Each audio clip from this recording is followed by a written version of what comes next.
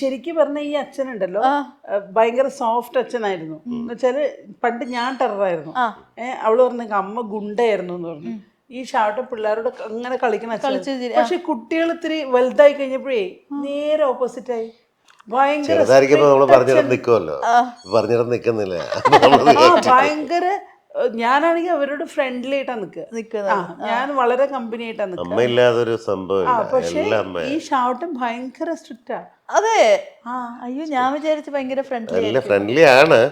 ചില സമയത്ത് എനിക്കത് എടുക്കാൻ പറ്റില്ല. അപ്പൊ നമ്മള് ഒരു യാഥാസ്ഥിതികനായ ഒരു അച്ഛനുണ്ട് ഉള്ളില്. അപ്പൊ ഈ അച്ഛനെ മനസ്സിലാക്കി എടുക്കാൻ കുറച്ച്, ഇവിടെ ഒരു ടൂറ് പോണം അല്ലെങ്കിൽ ഒരു ഡ്രസ്സ് ഇടണം എന്നൊക്കെ പറഞ്ഞു കഴിഞ്ഞാൽ അപ്പൊ ഷർട്ടിനിങ്ങനെ ഡ്രസ്സിനകത്തൊക്കെ റെസ്ട്രിക്ഷൻസ് ഉണ്ട്.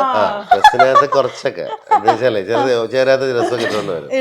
അപ്പൊ ഈ കയറി വരും. ഇങ്ങനെ വന്നു കഴിഞ്ഞാൽ ഒന്നാമത് നമ്മള് അച്ഛനും അമ്മയൊക്കെ എല്ലാവരും ഉള്ള സ്ഥലമല്ലേ. ഇപ്പൊ ഇവിടെ വീടാകുമ്പോ അവർക്കത് അക്സെപ്റ്റ് ചെയ്യാൻ പറ്റില്ല.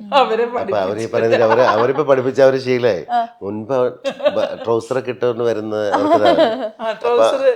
അപ്പൊ അമ്മ ഈ പറയുന്ന രീതിയില്, അപ്പൊ ഈ പറയുന്ന ഞാൻ പറയും 3/4 ഇട്ടോ, അതിനപ്പുറത്തേക്ക് വരണം. അപ്പൊ ഉള്ളതെന്ന് വെച്ചാൽ അതെന്താ വീട്ടിലല്ലേ വെച്ചാ നമ്മളല്ലേ ഉള്ളൂ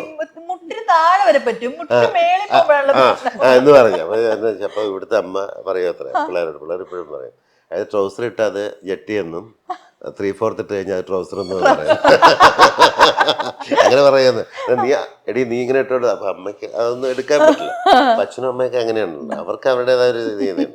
അപ്പൊ ഈ പറയുന്ന രീതിയിൽ നമ്മളെന്നും ഫുൾ ഡ്രസ് ഇട്ട് കണ്ടിട്ടുള്ള ആൾക്കാരായിരിക്കും. അപ്പൊ അവര് മനസ്സിൽ വീട്ടിലില്ല, ഞങ്ങളുടെ വീട്ടിൽ ഞങ്ങൾ സ്വാതന്ത്ര്യം നടന്നോട്ടെ എന്ന് പറയും. ഇപ്പൊ എല്ലാം കണ്ട് സെറ്റായി.